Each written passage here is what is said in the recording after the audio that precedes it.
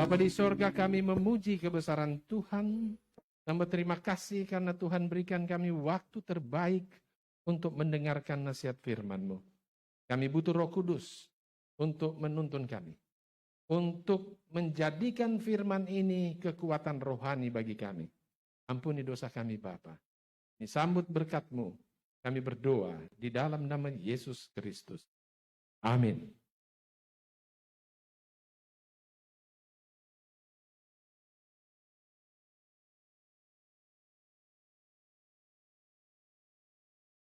Saya ingin memuji Tuhan karena luar biasa penyertaannya bagi saya pribadi dan saya percaya kita semua demikian. Ada amin.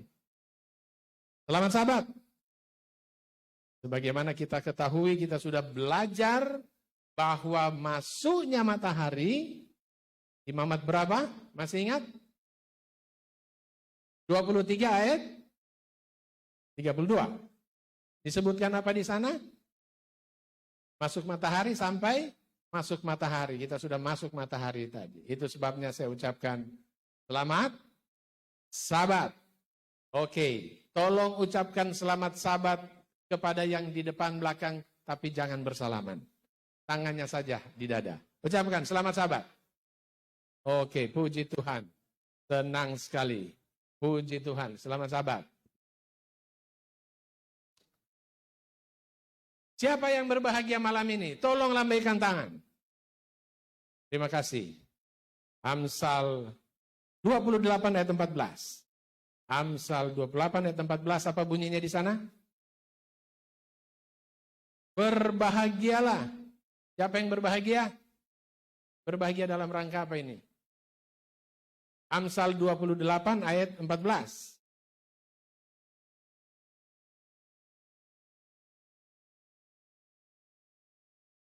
Kita akan lihat sama-sama apa itu isi Amsal 28 ayat 18. Itu adalah ucapan berbahagia yang akan kita dapatkan apabila kita menurut Tuhan.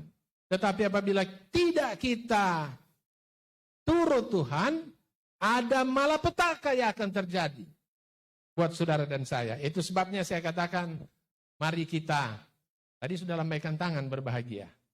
Saya percaya kita semua takut akan Tuhan. Tapi harus menurut.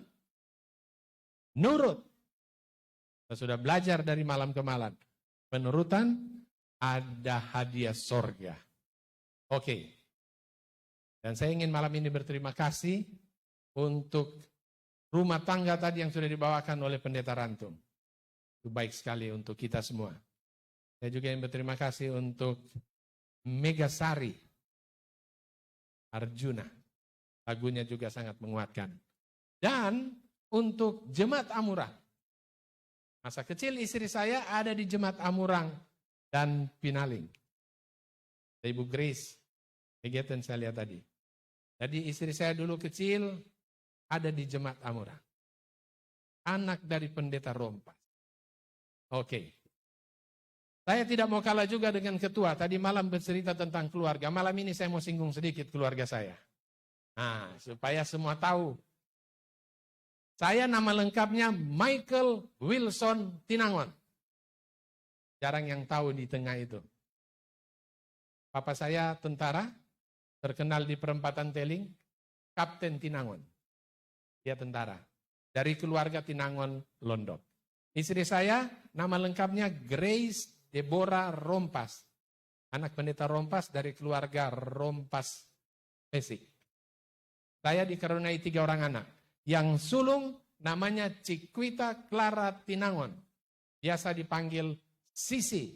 Satu kelas dengan Pendeta Itali Pesi.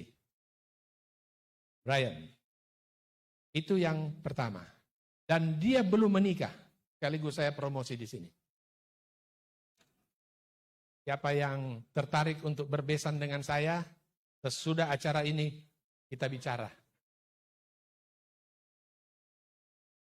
Anak saya yang kedua namanya Michael Leopold Tinangon. Tapi ini saya tidak boleh promosi karena dia sudah punya calon orang Languan. Dan yang bungsu namanya Michael Gregory Tinangon. Jadi di rumah saudara ada 3 nama Michael. Saudara jangan ke rumah saya, ada Michael, 3 di rumah. Mesti jelas. Tetapi yang bungsu ini, dia mengambil jurusan kependetaan sekarang ini di Unclub. Sudah semester 4. Dia juga belum ada yang punya, saya sekaligus promosi. Kalau ada yang mau, anak saya 2 masih available. Untuk kemuliaan bagi nama Tuhan. Jadi biar tahu siapa keluarga saya yang sederhana itu. Oke? Ada amin sampai di sini, saudara? Kita akan lama kelihatan ibadahnya. Belum saya lanjutkan, mari kita kepala dan kita. Bapa di sorga, kami mengucap syukur, kami berterima kasih. Tuhan sungguh amat baik bagi kami.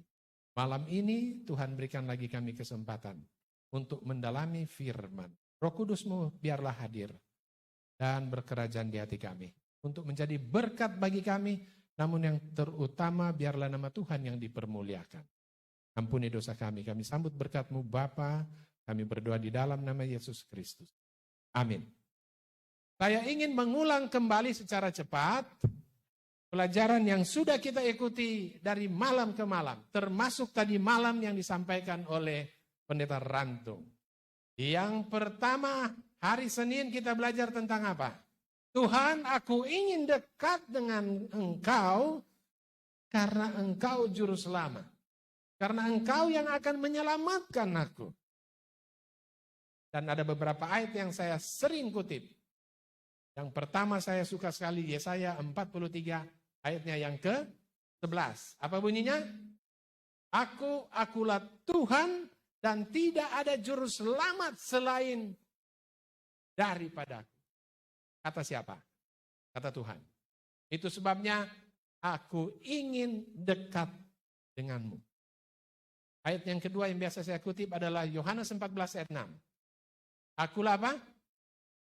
Jalan kebenaran dan hidup, tidak ada seorang pun yang datang kepada Bapa tanpa siapa? Melalui aku. Kata Yesus. Dia juru selamat. Yang berikut terdapat dalam Kisah Para Rasul 4 ayat 12. Apa disebutkan di sana? Di bawah kolong langit ini tidak ada satu nama yang diberikan kuasa supaya kita semua diselamatkan. Kecuali siapa? Yesus Kristus. Amin. Dan yang terakhir, Lukas 2 ayat yang ke-11. Di dalam Lukas 2 ayat 11, ini bercerita tentang kelahiran Yesus. Dan dia katakan di sana, hari ini telah lahir bagimu juru selamat. Di mana? Di kota Daud, ya. Dan dia Tuhan. Dia yang menyelamatkan kita. Oke, senang sekali. Dan saya cerita apapun kondisi kita saat ini. Bisa jadi kita sementara sakit. Jangan takut. Tuhan kita Tuhan yang dahsyat. Dia akan menyembuhkan. Mazmur 103 ayat 3. Itu sebabnya siapapun yang sakit, katakan Tuhan, aku ingin dekat dengan Engkau. Supaya kita beroleh kesembuhan. Mazmur 103 ayat 3, dia yang mengampuni segala kesalahanmu. Dan apa? Menjembuhkan flu saja. Tidak. Segala penyakitmu, dia sembuhkan. Itulah Tuhan kita. Ada amin sampai di sini. Luar biasa. Apalagi, saya singgung tentang kedukaan. Karena sekarang banyak sekali terjadi kematian. Salah satu anggota jemaat saya sudah saksikan. Sampai hari ini saya masih bersedih. Dia belum lama dibaptis. Tetapi luar biasa komitmen dia. Dia sering kumpul orang di rumahnya untuk beribadah. Hari Jumat, 2 minggu yang lalu dia masuk. Begitu dites positif. Sabtu, ICU. Kan kelihatan membaik. Tetapi tiba-tiba apa? Kemarin, rob dan meninggal. Mati.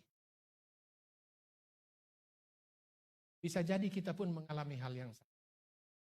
Kelihatan hari ini kita sehat. Tapi tidak ada yang tahu besok. Itu sebabnya malam ini kita akan melihat satu janji yang luar biasa yang kita wajib untuk ikut. Tetapi apapun yang terjadi, saya singgung kemarin waktu berbicara tentang sakit penyakit, apalagi kematian.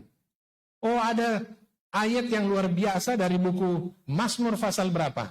91 yang banyak digadang-gadang sebagai ayat atau pasal dalam Alkitab untuk antivirus corona. Karena Tuhan janjikan di situ akan apa? Menyingkirkan. Tetapi ada yang mati. Timbul pertanyaan. Dan saya senang untuk mengatakan Alkitab kita ini dahsyat. Firman Tuhan ini dahsyat. Karena dia memberikan satu kepastian di dalam Yohanes 9 ayat 3. Apa itu bunyi waktu itu? Ini peristiwa ketika ada yang bertanya, Tuhan siapa yang salah ini? Ayat yang pertama.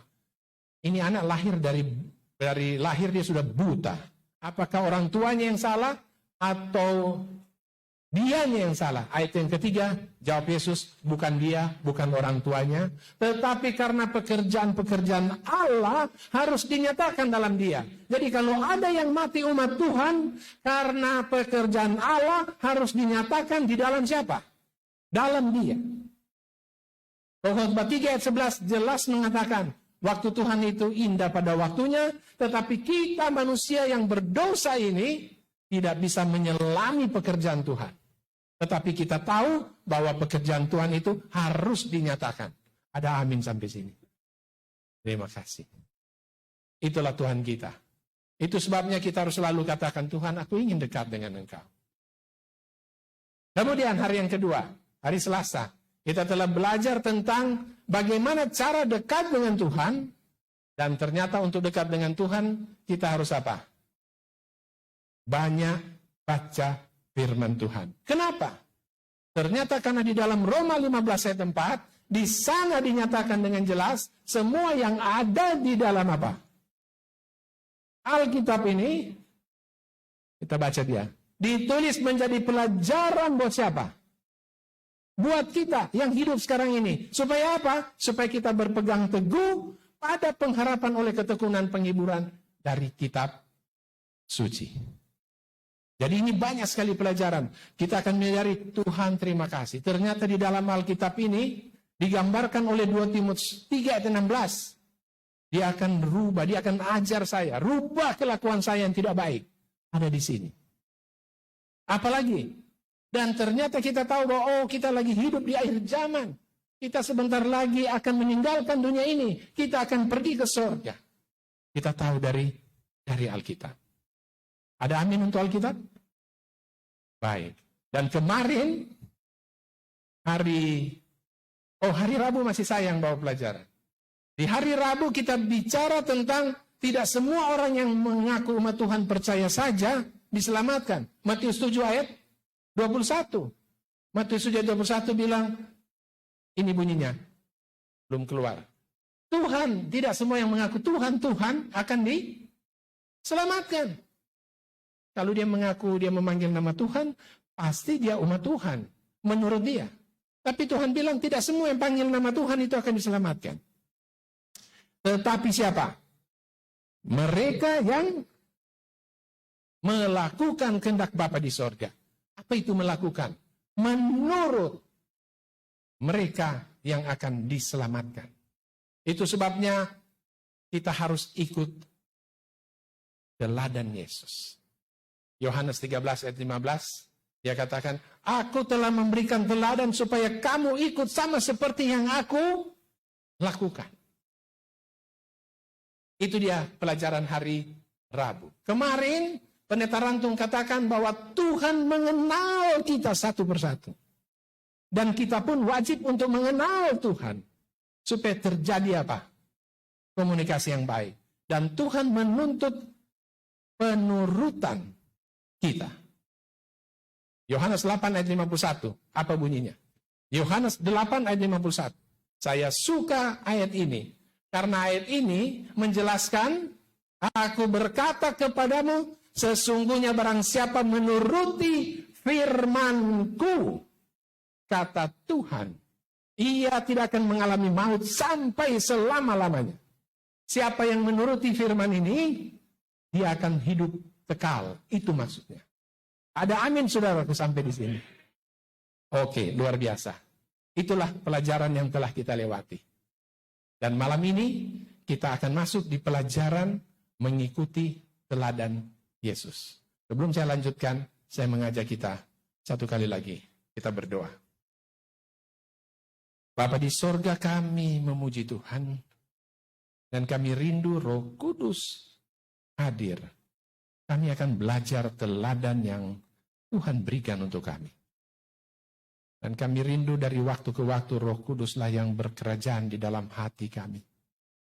Terima kasih Bapa di sorga, ampuni dosa pelanggaran kami. Kami sambut berkat-Mu dan berdoa di dalam nama Yesus Kristus. Amin. 1 Yohanes 2 ayat 6. 1 Yohanes 2 ayat 6, apa bunyinya di sana, saudaraku? Jika saudara dan saya mengaku ada di dalam Dia, ada di dalam siapa? Di dalam Tuhan, maka kita wajib. Apa itu arti wajib? Tidak boleh tidak, harus. Mandatory. Wajib hidup sama seperti siapa? Kristus. Harus hidup sama seperti siapa? Kristus. Oke. Saya sudah ceritakan hidup seperti Kristus, teladan-teladan yang kita ikuti. Salah satu contoh teladan yaitu saya ingin ambil ayatnya. Karena ayat ini sangat bagus sekali. Di dalam Markus pasal 1 ayat yang ke-21. Markus 1 ayat 21. Mari kita lihat. Mereka tiba di Kapernaum setelah hari Sabat mulai, Yesus segera masuk ke dalam rumah ibadat dan mengajar. Yesus berhari Sabat. Itu teladan yang saya mau kita semua perhatikan. Dia berhari Sabat. Dan kita tahu bahwa hari Sabat itu sudah ada bukan hanya di zaman pada saat Yesus berada di dunia ini. Dari apa? Dari sejak penciptaan. Sudah ada. Apa buktinya? Kita sudah belajar Kejadian 2, ayat 1, 2, dan 3. Di sana disebutkan dengan jelas terutama ayat yang ketiga. Ayat yang ketiga itu, lalu aku memberkati hari ketujuh itu dan menguduskannya. Karena pada hari itulah ia berhenti dari segala pekerjaan penciptaan. Kalau hanya berhenti, biasa saja menurut saya. Karena memang sudah selesai penciptaan. Tetapi hebatnya, dia memberkati hari ketujuh itu. Dia apa lagi? Dia kuduskan hari ketujuh itu. Ada apa dengan hari ketujuh itu? Keluaran 20 ayat 10 tegas menyebutkan hari ketujuh itu hari apa. Kita lihat Keluaran 20 ayat yang ke-10.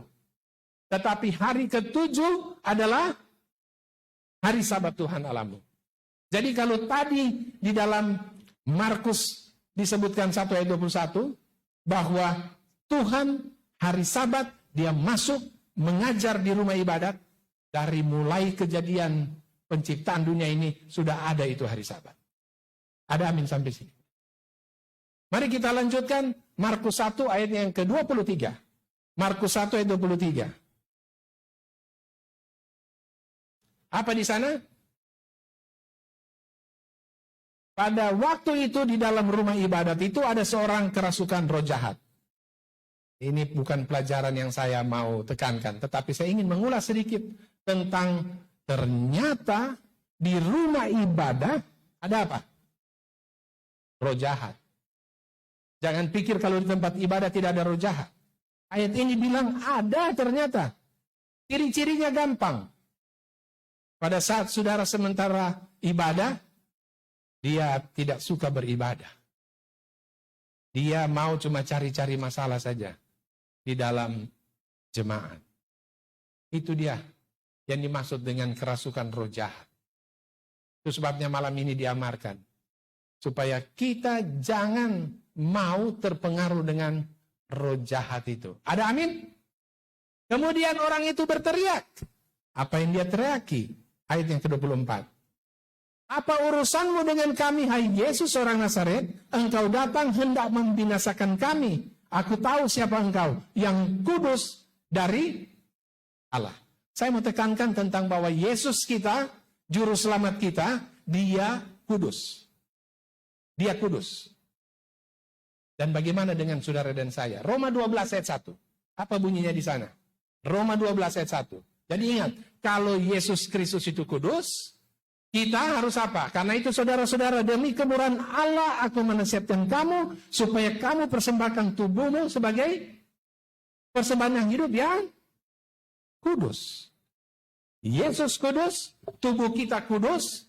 Tuhan bilang persembahan tubuh kita yang kudus itulah ibadahmu yang sejati. Oke, sudah jelas sekarang. Tuhan kudus, kita juga apa? Kudus. Selanjutnya, 1 Korintus 6 ayat yang ke-19. 1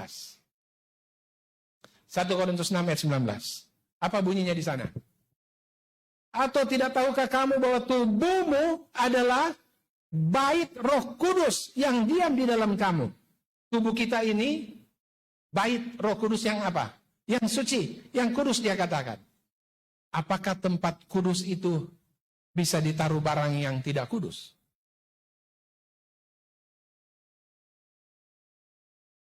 Saya mau katakan demikian. Tuhan itu, dia mau segala sesuatu itu berlangsung dengan sopan dan teratur.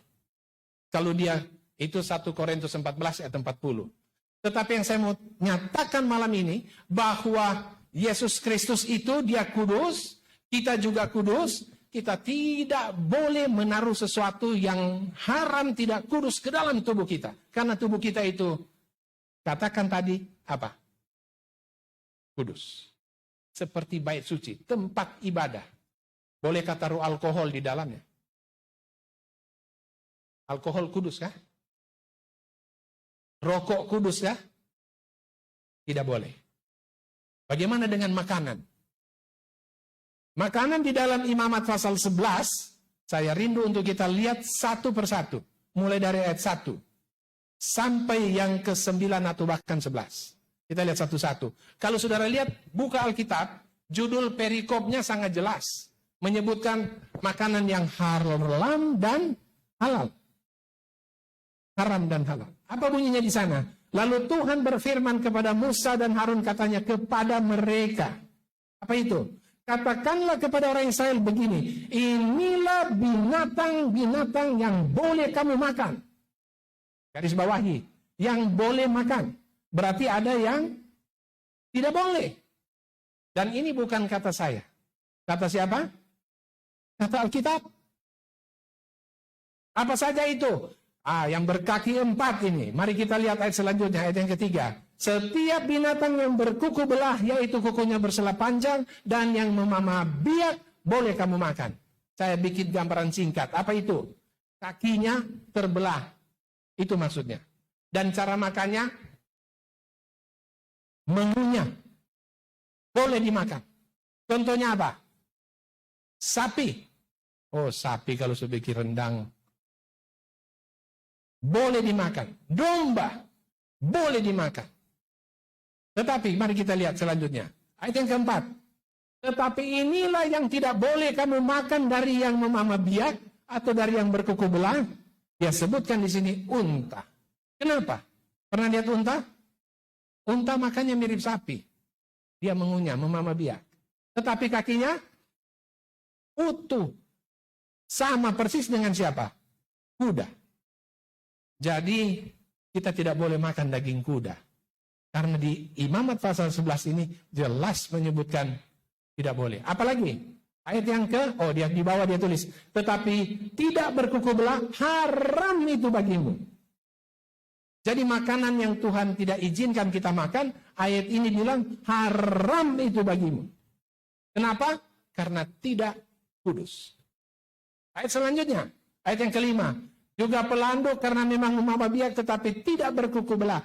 Haram itu bagimu. Saya mau supaya kita tahu bahwa ternyata ada makanan yang memang tidak boleh kita sentuh. Dan itu kata Tuhan, bukan kata saya. Kata siapa? Alkitab. Ada amin kan? Saya senang karena ponakan saya juga ada di sini. Kita lanjut ayat yang ke-6, apa bunyinya? Kelinci tidak boleh dimakan. Dia memamah biak tapi tidak berkuku belah. Apalagi haram itu bagimu. Kalau di Bandung banyak sekali sate kelinci di pinggir jalan. Tidak boleh kita makan. Tuhan bilang itu haram bagimu. Selanjutnya ayat yang ke-7. Demikian juga babi hutan. Nah, babi hutan, babi rumah, babi kampung, dan segala macam sama sebenarnya. Dia tetap namanya babi. Babi bertanya, ini anak babi bertanya, kenapa kita kalau jalan tunduk-tunduk? Kita malu karena kita babi. Tidak boleh makan babi hutan dan babi segala macam, karena memang dia tidak memamah biak, maka haram itu bagimu. Tidak boleh dimakan. Dan itu bukan kata saya. Apalagi ayat yang ke-8. Daging binatang-binatang itu janganlah kamu makan. Bangkainya janganlah kamu sentuh. Bayangkan. Makan, sedangkan sontong tidak boleh. Sentuh saja tidak boleh bangkainya. Karena apa? Ayat ini katakan, karena semua itu haram bagimu. Kita lanjut. Yang berikut. Ayat 9. Inilah yang boleh kamu makan dari segala yang hidup di dalam air. Saya bikin gampang saja. Pokoknya bersisik, bersirip, makan. Tude, dehu, rahang tuna. Boleh makan. Tetapi cumi-cumi, sotong, apa lagi? Sogili, belut. Tidak boleh. Kalau di Balikpapan, ikan patin. Tidak boleh disentuh. Kenapa? Karena Alkitab bilang dia tidak ada sisik, tidak ada sirip. Harus punya dua-dua. Harus bersisik dan bersirip. Boleh kita makan. Jadi terima kasih Tuhan. Aku ingin dekat denganmu. Cara makanku, aku akan ikut teladan Yesus. Ada amin sampai sini? Senang sekali mendengarnya. Betapa bahagianya pada saat kita semua bisa mengikuti teladan Yesus. Itu baru bagian pertama malam ini pelajarannya.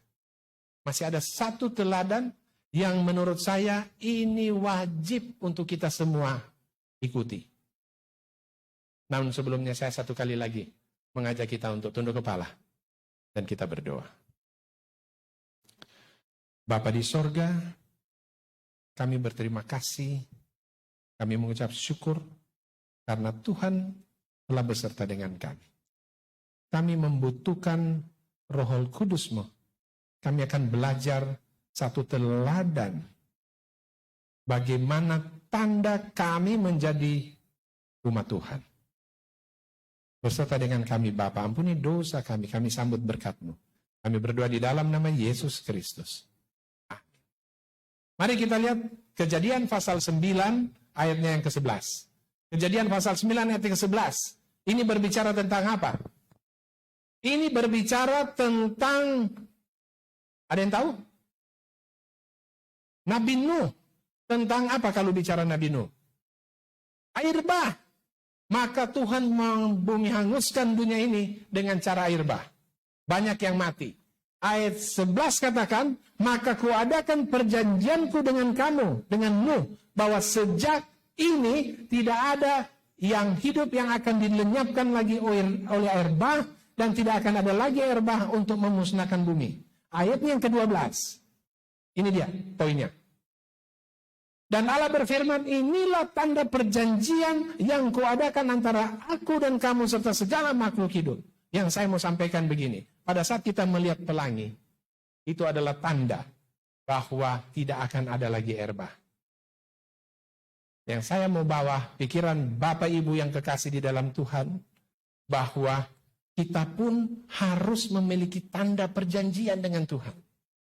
Yang harus kita lakukan. Sehingga Tuhan bilang, kalau Anda melakukan itu, maka itulah tanda bahwa engkau adalah umatku. Mari kita lihat apa yang saya maksudkan itu. Teladan yang Yesus berikan ada di dalam Matius pasal 3 ayat yang ke-13. Matius 3 ayat yang ke-13. Ini adalah peristiwa pada saat Yesus dia datang kemana? Dari Galilea ke Yordan kepada Yohanes Pembaptis. Apa yang dia lakukan pada saat bertemu dengan Yohanes Pembaptis? Ayat 14. Tetapi Yohanes mencegah dia. Katanya, akulah yang perlu dibaptis olehmu, dan engkau yang datang kepadaku.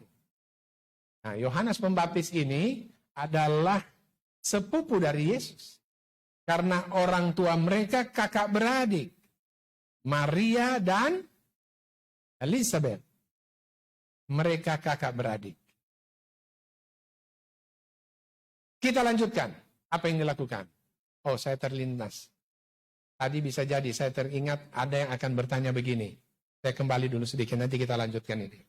Ada yang bertanya begini. Tadi pada saat berbicara tentang makanan, itu di perjanjian lama. Karena ada yang bilang, ini zaman kasih karunia, itu sudah dipalangkan yang semua itu. Sekarang sudah bebas, karena Yesus datang dengan damai sejahteranya. Sudah boleh makan. Ada yang mengatakan demikian. Betul? Karena itu kan perjanjian lama tadi. Mari kita lihat yang perjanjian baru. Sebelum saya lupa, saya harus jelaskan poin ini.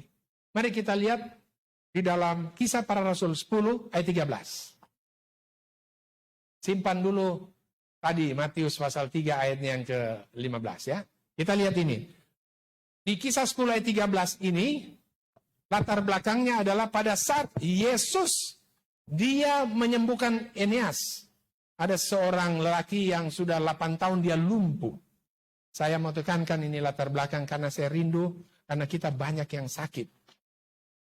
Dan ini kata-kata yang dilakukan Petrus. Eneas, Yesus Kristus menyembuhkanmu, berdirilah. Dan dia sembuh. Jadi di dalam nama Yesus, latar belakang ayat ini, setelah dia menyembuhkan Eneas, dan dia menyembuhkan, bukan menyembuhkan. Tabita adalah seorang wanita dalam bahasa Yunani Dorcas. Artinya dia suka memberi dia. Beri sumbangan seperti kemarin memberi sumbangan sembako. Itulah Dorcas. Sayangnya dia meninggal. Tetapi Petrus datang. Dan Petrus bertelut, berdoa untuknya. Dan dia sembuh. Itu peristiwa di Lida dan Saron dekat dengan Yope. Kemudian ayat 13 ini berbicara Petrus tiba-tiba dia merasa lapar. Pada saat dia merasa lapar, ini dia. Dia lihat ada makanan. Makanan itu. Dan suara itu, ayat 13 ini bilang, bangunlah hai Petrus, sembeli dan makan. Dari sorga terbuka dalam penglihatannya Petrus ada makanan. Makanan apa itu? Ini dia ayat 14. Coba dilihat. Tetapi Petrus menjawab, tidak Tuhan. Tidak, sebab aku belum pernah makan sesuatu yang apa? Yang haram. Petrus tidak pernah makan yang haram. Ayat ini jelas dan ini di perjanjian baru. Artinya, murid-murid Yesus tidak ada yang makan yang haram. Tapi ada yang katakan, kan tadi Tuhan suruh makan. Betul? Kalau saudara baca ayat-ayat selanjutnya, di sana dengan jelas menyebutkan bahwa ini adalah peristiwa antara siapa? Petrus dengan seorang perwira bernama Cornelius. Cornelius mendapat tuntunan roh supaya dia pergi cari, dan dia mengutus 2. Dia punya orang kerja di rumah bersama dengan seorang bawahannya, tentaranya, pergi cari Petrus di Yope. Apa ini pelajaran ini? Saudara akan dapati bahwa ini adalah peristiwa, hai kamu bangsa Yahudi, jangan merasa kamu eksklusif, di luar kamu itu semua haram. Ini pelajarannya. Tetapi saya mau bawa pikiran Bapak dan Ibu sekalian yang diberkati Tuhan, bahwa ayat ini dengan jelas Petrus katakan, aku tidak pernah menyentuh yang haram. Jadi bukan hanya di perjanjian lama. Perjanjian baru pun sama. Tuhan itu tidak pernah berubah. Kemarin, hari ini, besok. Tidak. Dia tetap sama. Dan Tuhan yang sama itu menginginkan supaya kita ikut cara makan yang ada di dalam firman Tuhan. Ada amin sampai di sini. Luar biasa. Saya akan lanjutkan kepada Matius pasal 3 ayat yang ke-15. Sambungan yang tadi. Jadi ada teladan dari Yohanes Pembaptis dengan Yesus Kristus sendiri. Apa bunyinya? Lalu Yesus menjawab kepada Yohanes Pembaptis, biarlah hal itu terjadi karena demikianlah sepatutnya kita menggenapkan seluruh kehendak Allah. Dan Yohanes pun menurutinya. Apa yang dilakukan Yohanes terhadap siapa? Yesus. Mari kita lihat ayat 16. Di sana dikatakan sesudah dibaptis, oh ternyata Yohanes membaptis Yesus. Ini yang saya suka ini. Langit terbuka dan dia melihat roh Allah seperti burung merpati turun ke atasnya. Saya suka ayat 17. Ini cocok untuk saudara dan saya. Apa bunyinya? Pada saat itu terdengar suara dari sorga yang mengatakan, inilah anakku yang kukasihi, kepadanya lah aku berkenan. Pada saat seseorang dibaptiskan, akan mendapat pengalaman rohani sama seperti Yesus Kristus. Dari sorga akan mengatakan, Anya, sama seperti Yesus. Anya anakku yang kukasihi, kepadamu aku berkenan. Puji Tuhan, saya senang. Ponakan saya, anak dari adik saya. Dia mau untuk menyerahkan diri kepada Tuhan. Dia mau dibaptis besok. Ada amin sampai sini. Saya sangat senang dan bersuka cita. Karena dia mau untuk dibaptis. Dia mau mengikuti teladan Yesus. Inilah tanda yang saya maksudkan. Saudaraku, harus ada di pikiran saudara Lukas 12 ayat 50. Apa bunyinya? Ini ayat bagus sekali. Menjadi kekuatan buat kita. Kalau bagi mereka yang belum pernah dibaptis, saudara harus katakan dalam hati, aku harus menerima baptisan. Dan betapa susahnya hatiku sebelum itu berlangsung. Harus dibaptis. Kenapa harus dibaptis?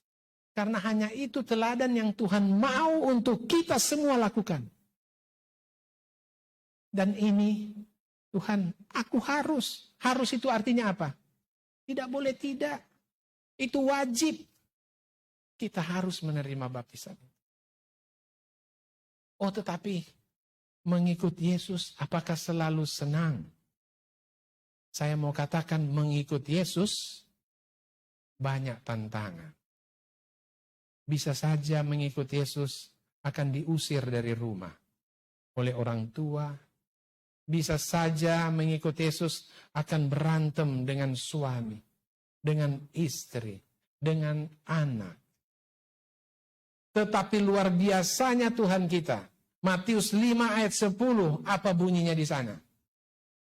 Tuhan katakan, berbahagia. Siapa yang disebut berbahagia? Kita mau dianiaya karena mengikut teladan Yesus. Ayat ini katakan, berbahagialah siapa? Orang yang dianiaya oleh sebab kebenaran. Kuduskanlah siapa? Mereka dalam kebenaran karena firman Tuhan ini kebenaran. Kita mengikuti kebenaran ini, kita dianiaya. Dan Tuhan bilang, berbahagialah. Ada amin sampai sini. Kenapa berbahagia? Karena kita mempunyai kerajaan sorga. Luar biasa. Ayat 11 katakan apa? Matius 5 ayat yang ke-11. Berbahagialah kamu jika karena aku, kata Tuhan. Kemudian kamu dicela, dianiaya, difitnahkan segala yang jahat. Ayat yang ke-12 bilang, upamu besar di sorga. Ada amin saudaraku. Saya ingin mengajak singer, tolong naik ke atas. Kita akan sama-sama menyanyi dan kita akan sama-sama mengajak bagi siapa saja yang mau mengikuti teladan Yesus.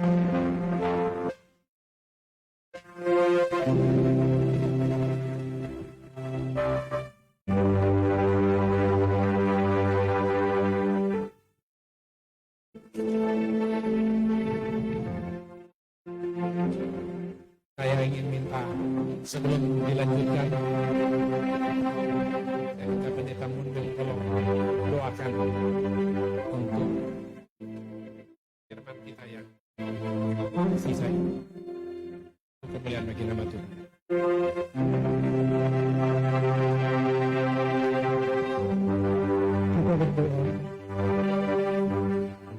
Ya Bapa, kami membutuhkan Roh Kudus-Mu. Biarlah Roh Kudus membuka hati kami, sehingga firman yang sudah disampaikan akan membuat hati kami luluh, akan mengerti firman Tuhan, dan kami mau mendengarkan ajakan Tuhan untuk hidup seperti yang Tuhan inginkan. Biarlah Tuhan gunakan malam hari ini Bapak Haikal, supaya boleh melanjutkan memaparkan firman yang boleh membuat kami hidup seperti yang Tuhan inginkan. Terima kasih Tuhan. Kami percaya Roh Kudus ada di tengah-tengah kami yang akan menyiapkan hati kami di akhir perjalanan untuk hidup seperti yang Tuhan inginkan. Di dalam nama Tuhan Yesus kami berdoa.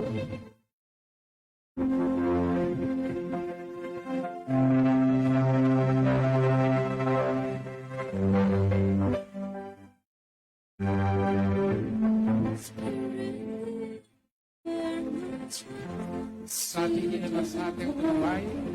Saya mengajak bagi siapa saja yang mau mengikuti untuk dibaptiskan. Maju kita.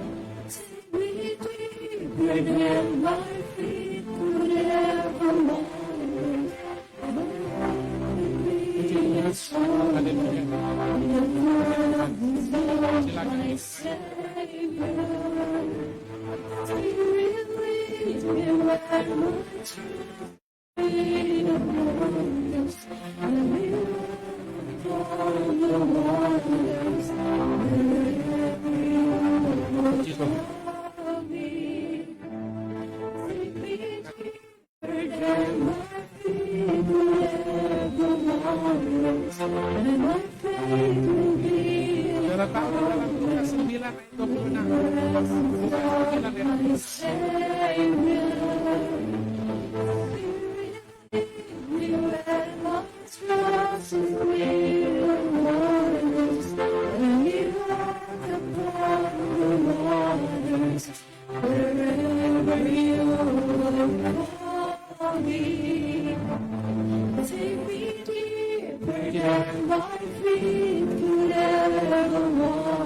Di dalam Lukas 9, barang siapa malu karena aku, kata Tuhan, karena perkataanku, anak manusia juga malu karena orang itu. Apabila ia datang kelak dalam kemuliaannya dan dalam kemuliaan Bapa dan malaikat kudus. Saudara malu untuk mengaku mau menurut teladan Yesus. Malu berpikir di depan saya. Tuhan pun akan malu pada saat dia datang. Dia tidak akan melihat saya. Inilah waktu yang terbaik. Gunakan waktu terbaik ini datang. Apabila saudara di dalam hati bergumul karena memikirkan banyak pergumulan yang akan saya hadapi, jangan keraskan hatimu. Di Heskel 36 ayat 26, Tuhan akan memberikan hati yang lembut apabila kita membuka hati. Hati yang keras itu akan dia singkirkan. Itu sebabnya saya merasa mengajak bagi yang mau mengikuti teladan Yesus, mari maju ke depan. Mari.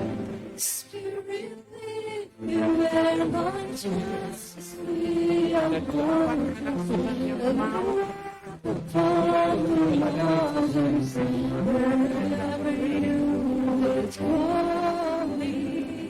saya masih mari kita berdoa.